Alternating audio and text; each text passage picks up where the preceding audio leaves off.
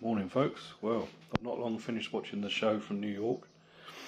Hamzah Sheeraz absolutely dominated and destroyed Edgar Berlanga in 5 rounds. Absolutely wonderful fight. What a performance from Sheeraz. Just from start to finish, he was all over Berlanga. Berlanga had nothing. He just absolutely battered Berlanga all over the ring. Finished him in the 5th round. Fantastic, absolutely fantastic. I think this was Sheeraz's debut at 168. Obviously, last time out he went to a draw with Carlos Adames for the WBC middleweight title. A fight I thought he lost, but he got a draw out of it. A lot of people were questioning Sheeraz. Did he have it? Was he all hype? He's jumped up to 168, super middleweight, and he's just absolutely dominated Berlanga, who went 12 rounds with Canelo Alvarez last year. So, yeah. And it was particularly satisfying, not only because I'm British, but because Berlanga talked a lot of shit in the build-up. Like, really talked a lot of shit. And it was so nice to see him get humbled and absolutely smashed about the ring. Absolutely brilliant. The whole card was absolutely brilliant, actually. The only fight I didn't see was the David Morrell. He got a split decision over Imam Katiev, the chap who tested positive for clomiphene recently, so shouldn't have been in the ring at all, in my opinion. Katiev, that is. I didn't see that. I actually fell asleep, so I didn't see that fight. I just woke up just after that. I put the boxing on. It just finished, and they said it was a split decision. And apparently he was put down. Morrell was put down early on. So I will have a look at that later on to see what happened there. Co-main event, WBC Lightweight champion Shakur Stevenson beat William Zepeda. Brilliant performance from Stevenson. I mean, Stevenson, he's had a lot of criticism in recent years for being boring. I've criticised him for being boring. A couple of his fights I've been bored to tears with, to be honest. And, you know, people have been saying, oh, I'm fed up with this. Like Turkey Al Sheikh said, oh, I'm fed up with this Tom and Jerry running around boxing, you know. Didn't like all that.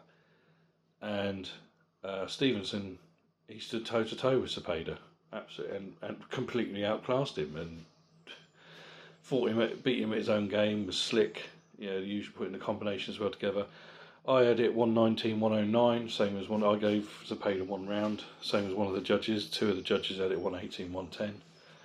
Very clear, dominant performance from Shakur Stevenson to keep his WBC title. Subriel Matias took the WBC Light-Welterweight title from previously unbeaten Alberto Puello. Now, this was a great fight. I really, really enjoyed this one.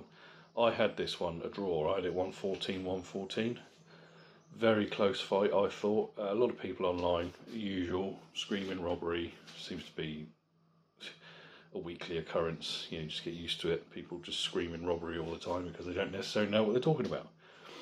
Now, there were some rounds that I gave. There was 1 round I gave to Puello and 1 round I gave to Matias that you could have given to the other guy. They were very close. It depended on what you liked.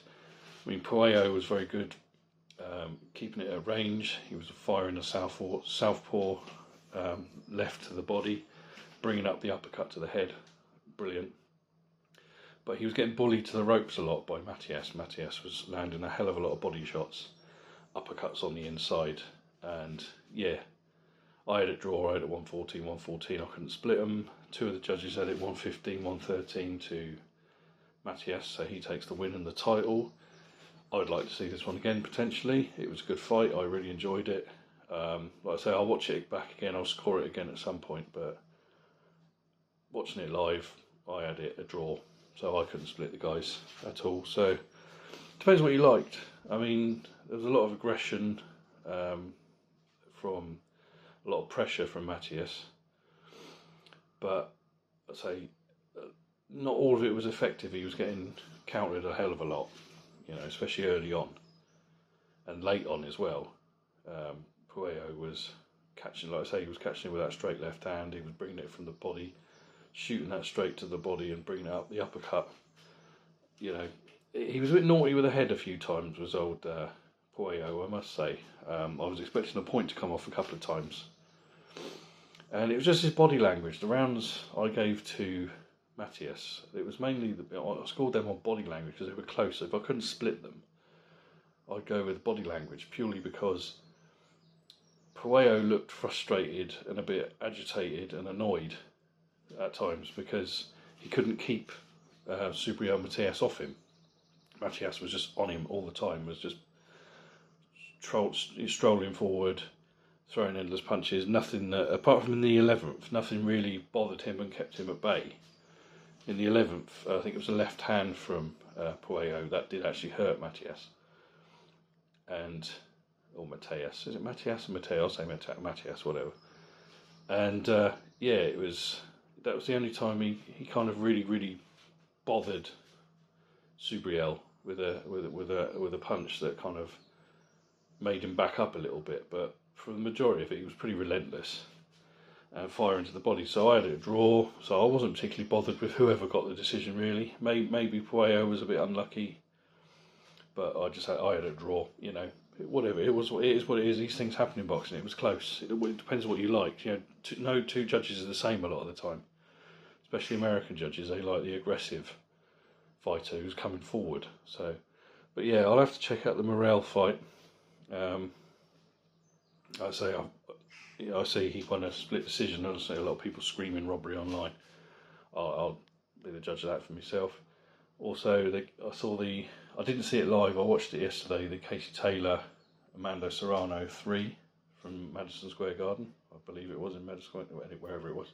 Yeah, it was. Good fight. Not as good as their previous two. I didn't watch the undercard, I must admit. I just didn't. I've seen highlights and bits and pieces of what happened, but I saw the main event. That was all I was really interested in, to be honest. Yeah. Good fight, wasn't as good as their first two. I had it 96-94 to Taylor. I thought the more eye-catching, powerful stuff was coming from Serrano, but Taylor was more active, landed more, in my opinion. I just thought she did the cleaner work. So, yeah, it was close. If it was a draw, if it had gone to Serrano, I wouldn't have been bothered. So what I want now for Taylor is for her to have the rubber match with Chantel Cameron, and then I'd like to see her retire, no matter what happens in that one.